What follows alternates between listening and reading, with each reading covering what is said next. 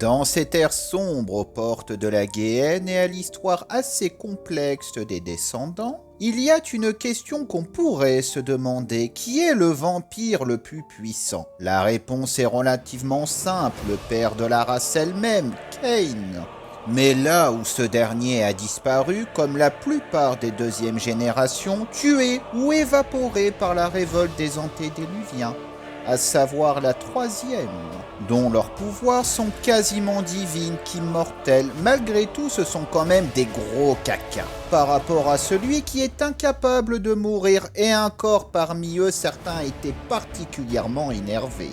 Mais dans ces dernières nuits, là où la plupart ont disparu ou roupillent dans un coin, il y a une question qui va de pair avec la puissance, l'influence qui a changé le monde, en obstruant les antédiluviens et les autres qui sont au-dessus de leur grandeur.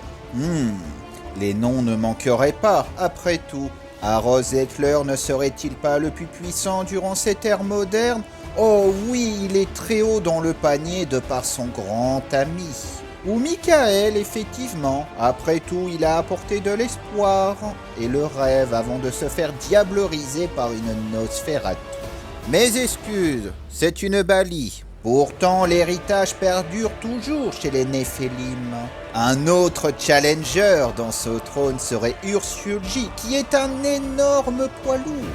Il y a aussi le prince de Londres en personne, qui malgré sa disparition est un prétendant, tout comme la reine de Berlin. Pour finir par Marcus Vitel, un vampire dont le but était de nucléariser le monde. Éliminer la concurrence en passage pour être le nouvel empereur de ce monde post-apocalyptique. Cependant, il y a une figure qui indirectement les relie tous.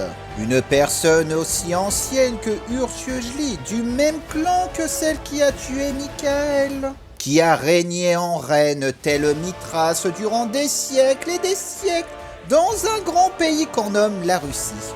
Et là où Marcus voulait faire parler l'atome et contrôler le gouvernement américain, elle avait l'arme nucléaire et l'Union soviétique dans toute sa puissance sur le creux de sa main. D'ailleurs, le petit empereur voulait lui faire la peau. Surtout que cette femme, elle a le même petit copain qu'Harold Zettler et depuis bien plus longtemps. Où même Pentek se couche face à elle, tout comme la spirale noire s'incline. Messieurs, dames, nous allons parler de Baba Yaga, la précurseuse de beaucoup de choses. Une sabbatique avant l'heure, infernaliste avec un peu de retard malheureusement. Possiblement la première vampire à s'acoquiner avec le verre. Et pendant très longtemps, l'un de ses pions les plus puissants. Prenez place car on va parler de sa vie très mouvementée ainsi que de sa fin étrange. Puis surtout, on va parler de gros balèzes, histoire d'étoffer la hiérarchie sans logique du grand corrupteur. Laissez tomber vos combats, tel le duel de Lehman Russ contre L. Johnson, car là, ça va frapper très dur. Disons que la Nosferatu n'a clairement pas volé son titre. Allez, de retour dans le passé dans une période aussi vague, à la temporalité des plus élastiques qu'amalgamée entre deux mythes. Car disons que l'histoire de Baba Yaga est particulièrement trouble, du début jusqu'à la fin, tout s'entrechevauche. Pour vous dire, c'était même pas une Nosferatu au départ, mais bon, par la grâce de Mouche, je vais vous donner une direction. Il y a 7000 ans, bien après la première cité, et la guerre de la rage, une période où Baba Yaga, elle ne l'était pas. Non, c'était une sorcière et une doctoresse d'une très grande beauté. Bien que la nature de ses pouvoirs, il y a plusieurs explications, en dépit d'une origine très floue. Car en soi, cela peut être tout autant du fait qu'elle est une parent lican augurale qu'une mage ou une imprégnée, voire une chose totalement différente. Mais elle vivait sa vie tranquille, jusqu'au moment où un type est venu la faire chier car elle était très belle, lui aussi d'ailleurs. Sauf que pas dans la rue à l'époque, ça marchait encore moins bien qu'aujourd'hui, et donc il y a eu bagarre. Malgré une Baba Yaga dans toute sa puissance, c'était totalement inutile contre le grand monsieur à la beauté inégalable. Alors, notre bon monsieur l'a étreinte, et par la suite, Notre-Dame a perdu tous ses pouvoirs pour avoir des capacités vampiriques, mais sa beauté n'a pas duré bien longtemps après. Cependant, dans une autre version, ça serait une certaine personne qui l'a ressuscité. On sait vraiment pas qui c'est, ou que l'étreinte était accidentelle, voire qu'elle serait même pas humaine au départ, mais plutôt une espèce de goule. Cependant, tellement énervée de la situation qu'elle a fait venir en notre monde les 7 Smaels, les glorieux dragons du verre. On volera en leur compagnie plus tard pour plus de détails. Mais grossièrement, c'est des entités quasi divines pour casser la gueule au type. Sauf que le type, c'était pas n'importe qui, c'était l'antédiluvien Absimilar, qui est considéré comme l'un des pires du lot. Et 7 dragons maléfiques dans la tronche. Ça n'a pas du tout marché. On sait pas trop comment s'est passé le combat, mais les Smaels, ils ont perdu. Bien qu'ils n'ont pas été tués. Certains vous diront que les dragons, ils étaient pas au meilleur de leur forme. Peu de temps après, Baba Yaga a libéré Koschei. Et qui est ce type? C'est l'une des serres du verre. Et c'est quoi ce truc? Il faut faire de nouveau un petit retour dans le passé, dans un temps vague, probablement avant la guerre de la rage. Alors en gros, le verre a sorti sa main pour tout défoncer et les garous lui ont pété la patte. Sauf que ses petits doigts délicats sont devenus des entités indépendantes. Les serres du verre, et en tant que fragment de celui-ci, elles sont quasi invulnérables et peuvent changer de forme, avant d'avoir été enfermées. Après, on sait pas trop comment Baba Yaga a libéré Koschei, et là, si les Smaels n'ont pas réussi, notre gros balèze, il est parti se castagner avec l'antédiluvien. Sauf que l'un était autant immortel que l'autre est invulnérable, et à force de se taper dessus, les deux ont décidé de s'ignorer mutuellement. Une rumeur parle même que tous les deux ont négocié, mais si le combat aurait duré, Koschei aurait probablement remporté le duel. Après, on ne sait pas vraiment comment s'est fini l'affrontement, mais pour donner un peu de crédit, il y a quand même une version où Absimilar, il s'est fait mêler à 9 contre 1. Avant toute cette dinguerie, il eut un événement nommé la Révolution des Antédiluviens, dont l'un des instigateurs, c'était Absimilar, que Ken a humilié en le rendant monstrueux, ainsi que toute sa descendance. La même malédiction qui deviendra par la suite un peu le trait le plus distinctif du clan Nosferatu. Ce qui a conduit l'antédiluvien à vouloir tuer tous ses enfants pour espérer de cette manière le pardon du père Kane. Puis, pendant très longtemps, la sorcière et lui s'affrontaient un corps et un corps, juste au moment où il sombra dans la torpeur pour des raisons inconnues. On ne sait pas si c'est dû aux échanges coups de poing avec la serre du verre ou d'une péripétie sans rapport. Et là, en quelque sorte libéré, Baba Yaga influença pendant des siècles la Russie pour se retrouver face à de nombreux adversaires au cours de sa petite histoire. Déjà, il y avait le vieux clan Chimin, puis surtout les lycanthropes qui eux aussi influençaient en secret les pays de l'Est, ainsi que d'autres adversaires plus mortels voire originaux. Avant d'entrer en torpeur courant du XVIe siècle, le temps passe et nombre de ses serviteurs préparaient son retour inévitable. Il est dit qu'elle serait capable de se faire oublier de la mémoire de la majorité des gens. Et pendant ce temps, nos seigneurs Aekai vaguaient à leur petite occupation, comme se taillaient des petits royaumes dignes de leur grandeur. Avant que les emmerdes arrivent pour eux aussi, on y reviendra. Puis, bien plus tard, Baba Yaga se réveille nez à nez avec l'un de ses dragons. Se rend compte qu'elle est en 1991, en pleine Union soviétique qui se désintègre. Et pourtant, elle s'est dit « c'est à moi !» Bien qu'il y a des sources qui disent que depuis longtemps elle régnait déjà sur l'URSS.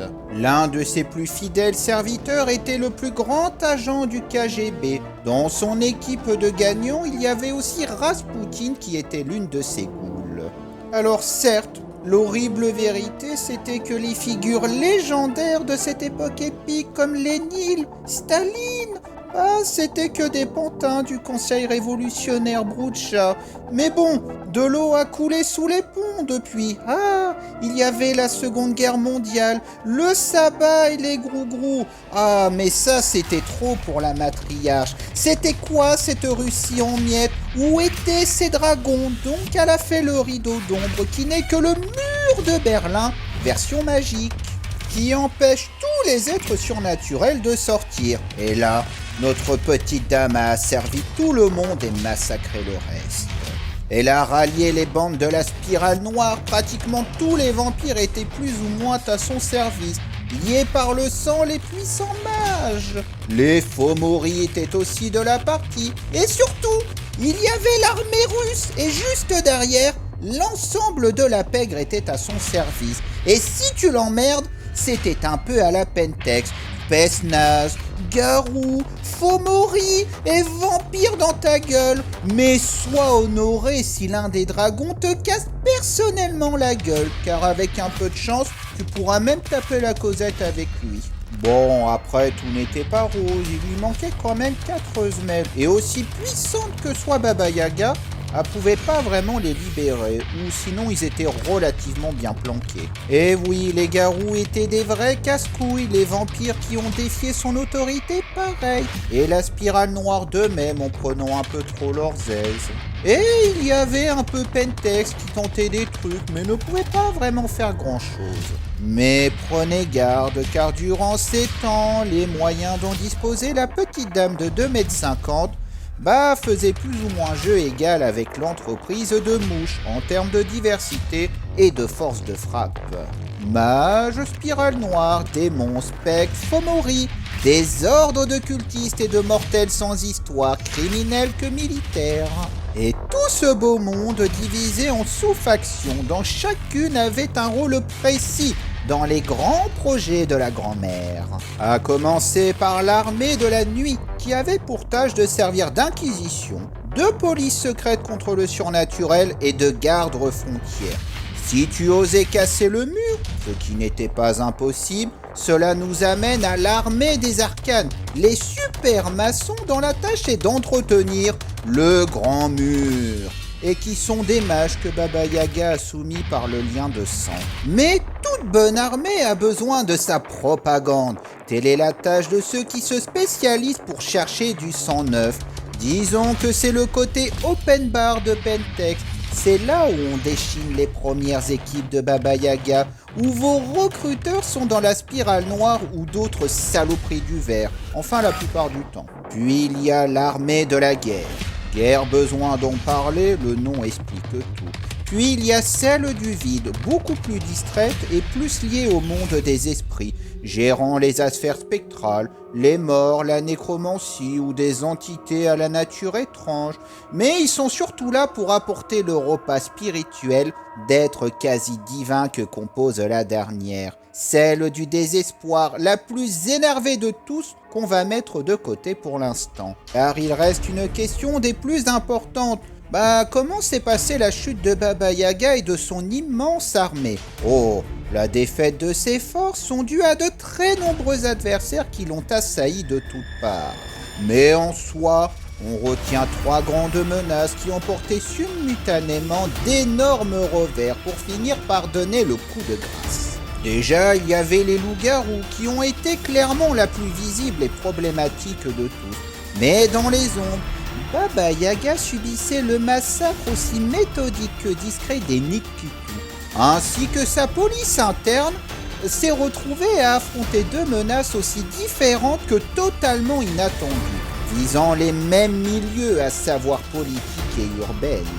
La seconde inquisition avec les chasseurs indépendants et la GRU, branche secrète du gouvernement soviétique d'un côté, puis de l'autre, c'était les rats qui étaient les seuls qui pouvaient rentrer et sortir.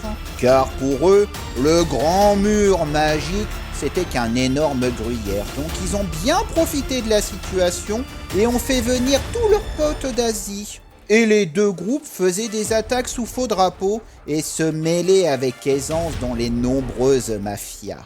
Un petit coulis de vampires hostiles au pouvoir en place, une pincée de sabbat en moraude, Et par-dessus ça, en guise de glaçage, une situation déjà merdique de l'Europe de l'Est.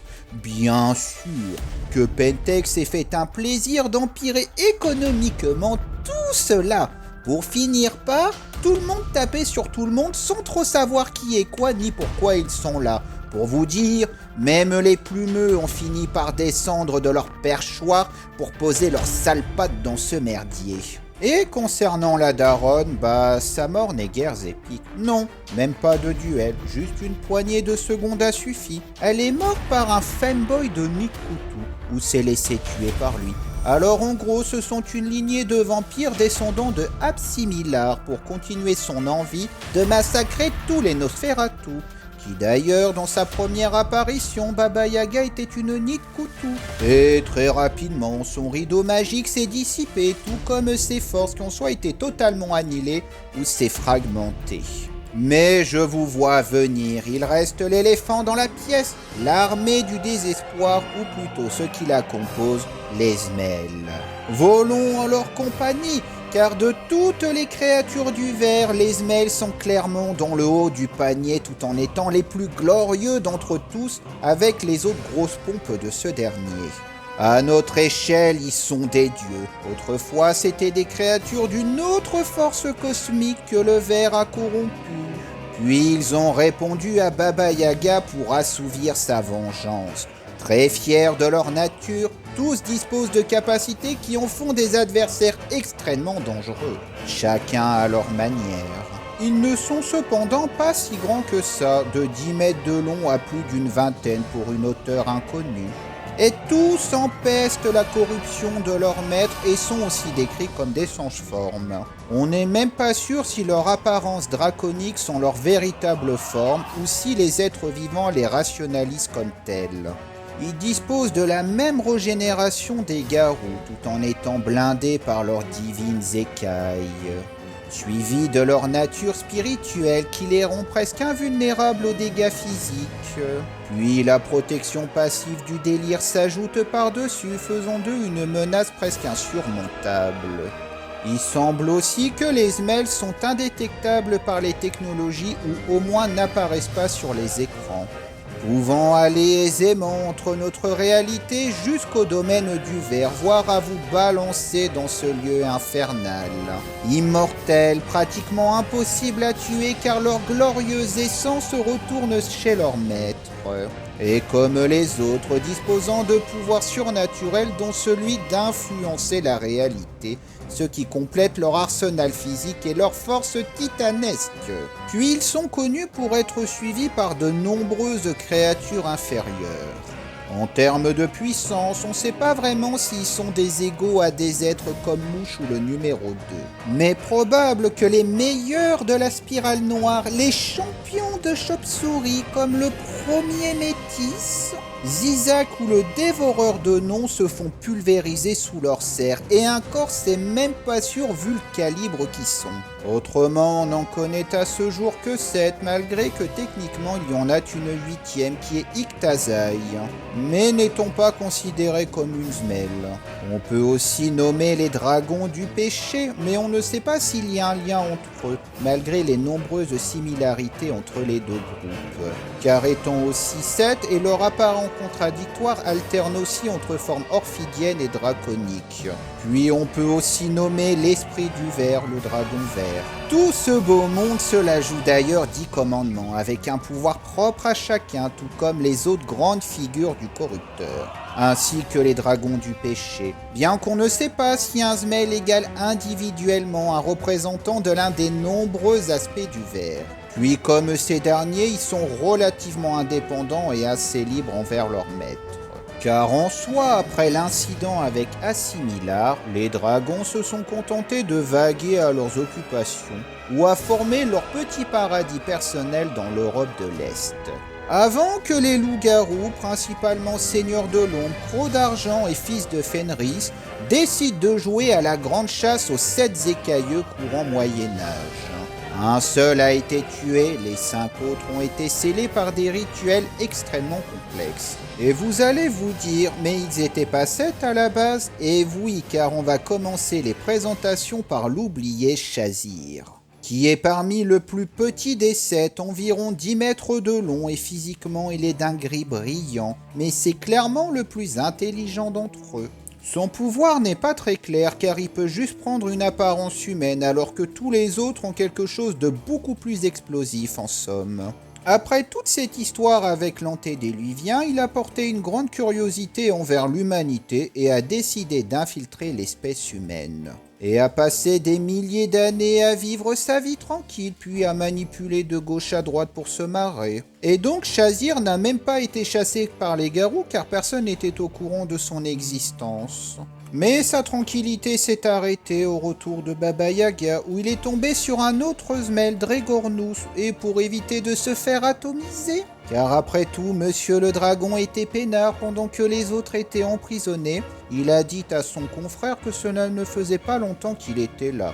Surtout que Shazir, il n'a pas cherché à libérer ses frères et sœurs. Pour résumer, c'est littéralement le Déciveur et style l'écorché, bien qu'il était absolument terrifié par Baba Yaga. Ce qui nous amène à Dregornus, ou aussi connu sous le nom d'Eldemort, d'un calibre bien plus impressionnant que le précédent.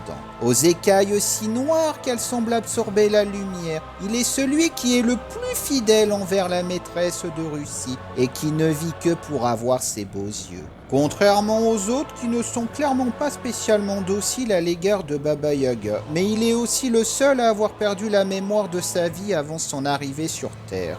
D'ailleurs, lors de sa libération durant la Seconde Guerre mondiale, il est resté patiemment à attendre au chevet d'une Baba Yaga en torpor durant pratiquement 50 ans. Entre-temps, il est allé libérer l'Azmel Iliana et a retrouvé par hasard Shazir. Des trois, il est le seul qui a été tué, ce qui en fait le deuxième des 7 dragons à avoir connu une mort définitive. Assailli par plus d'une centaine de loups-garous, malgré un pouvoir extrêmement puissant, car en gros il était capable de pousser un hurlement causant des catastrophes naturelles.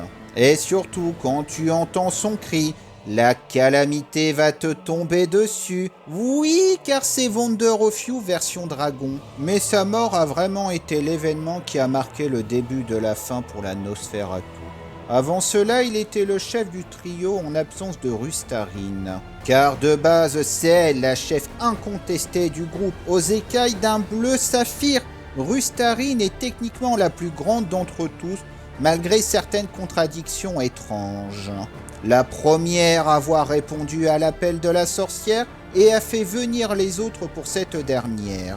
Elle possède le pouvoir le plus puissant des Zmel, car d'un simple regard, la dragonne peut vous soumettre à sa volonté, même pour ses frères et sœurs, extrêmement fière de sa race, et exige un respect pour leur glorieuse nature. Autrefois, elle portait de l'estime envers la puissante Baba Yaga. Mais depuis, elle lui voue une haine féroce pour avoir domestiqué Dregornus. En dehors de cela, Shazir ne l'appréciait guère, tout comme Trevero, ce qui nous amène au plus puissant physiquement et paradoxalement considéré comme le plus grand.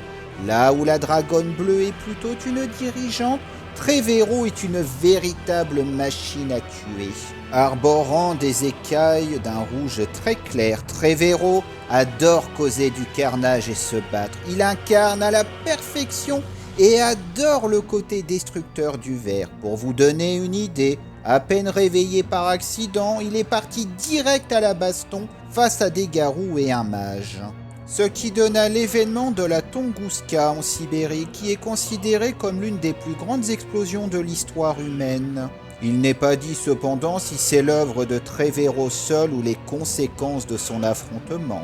Mais pour donner un ordre d'idée, c'est une explosion bien supérieure à celui d'une bombe H et notre dragon a plus ou moins été à côté, dirons-nous. Surtout que c'est pas fini car notre champion déteste vraiment les loups-garous. Puis à une époque, il a littéralement fait monter sur son dos le type qui est le juge Holden du ver. Un être qui est la personnification de la guerre, qui n'a jamais perdu un combat et qui est, attention, le général. Et sûrement le plus balèze de tous les boys du ver, ainsi que le plus actif. Oui, ce monsieur a beaucoup d'étiquettes.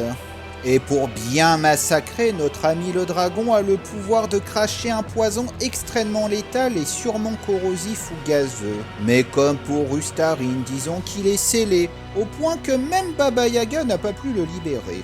Mais pourtant, il existe un autre Zmel, Koluko, qui certes est beaucoup moins fort que lui physiquement. C'est même le plus petit de tous avec ses 9 mètres de long. Autrefois le plus effacé des Zmel, qui est devenu le plus fou et celui qui a le plus souffert de son emprisonnement. Car là où les autres faisaient possiblement un dodo forcé, lui non. Car l'endroit où il était emprisonné, c'est devenu un site d'essai nucléaire.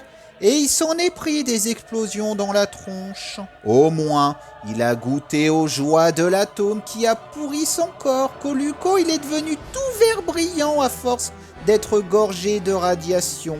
Et la douleur l'a rendu totalement fou. Par contre, les enchantements étaient malheureusement là, donc il a agonisé encore et encore dans sa petite prison. Disons qu'à terme, le dragon est voué à mourir avec le temps. Mais s'il était parvenu à se libérer durant le temps de Baba Yaga, elle l'aurait fumé. Mais actuellement, il est toujours là-bas et ses frères et sœurs ne l'ont pas trouvé. Après, au vu de la personnalité de certains, il est clair que la plupart des Zmel auraient essayé de l'apaiser mentalement, voire alors envoyer directement faire une cure chez le ver. Après, Koluko est étonnamment le seul qui crache du feu. Mais attention, ce sont des flammes corruptrices. Mais en résumé, c'est celui qui a le plus morflé et dans un avenir incertain, il finira peut-être mort comme Dregornus ou Sharkala. Et cela nous amène à la question, qui est Sharkala ? Il est surtout connu pour être le premier d'entre eux à mourir définitivement dans les années 1200, arborant des écailles aux couleurs évoquant autant la nuit que celui du crépuscule. Comme Trevero, il a fait des dingueries. Il est genre allé en Arménie pour aller massacrer des chrétiens et des musulmans. Sa mort est due car il y avait un paquet de garous qui l'ont mêlé. Et c'étaient les plus balèzes du coin, ils ont reçu l'aide de la Ravnos d'Urgacine, l'ennemi juré de Baba Yaga, après Absimilar pour l'affaiblir. Autrement, on sait pas grand-chose de sa capacité, ni de sa taille, autre qu'il a été le premier à mourir et que le dragon a été décapité. Et maintenant, il reste une figure à parler, la survivante. Celle aux écailles arc-en-ciel, la plus sociable des Zmel, celle qui apprécie leur compagnie, la gardienne des secrets, la Vera de service, elle qui sait beaucoup de choses et qui aime parler. D'ailleurs, soyez chanceux que la dragonne vienne vous tuer, car elle vous parlera probablement de la glorieuse histoire du ver, des exploits de ses frères et sœurs avant de vous tuer. Dernier membre de l'armée du désespoir, j'ai nommé Iliana.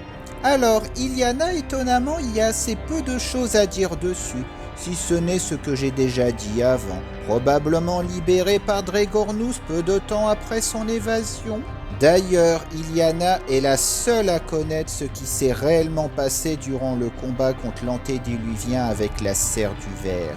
Et connaît probablement l'emplacement du vampire d'ailleurs. Son pouvoir est celui d'enflammer tout ce qui se trouve à 20 mètres de sa glorieuse personne.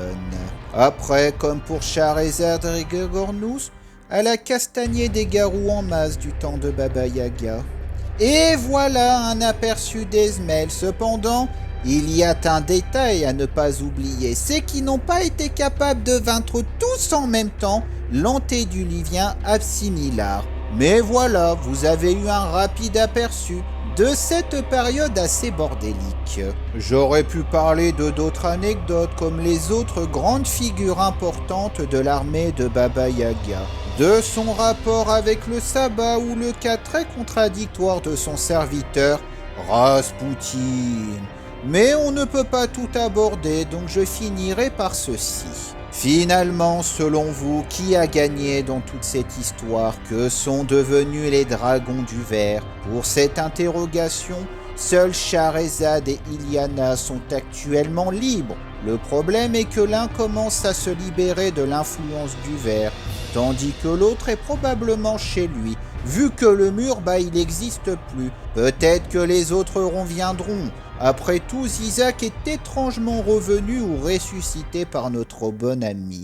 Cependant, il y a d'autres indices très troublants qui rebattent de nouveau les cartes sur la nature de Baba Yaga, dont les circonstances de sa mort avec des détails troublants qui remettent en question ce fait. Malgré tout, son héritage perdure, sous des formes très étranges que vagues. Puis pour la première question, mes chers, Mouche vous remercie tous d'avoir éliminé une casse-couille de service, qui était visiblement pas très fidèle envers le corrupteur. Vous avez fait table rase, les garous déclarent avoir retardé la fin du monde. D'une certaine manière, c'est le cas.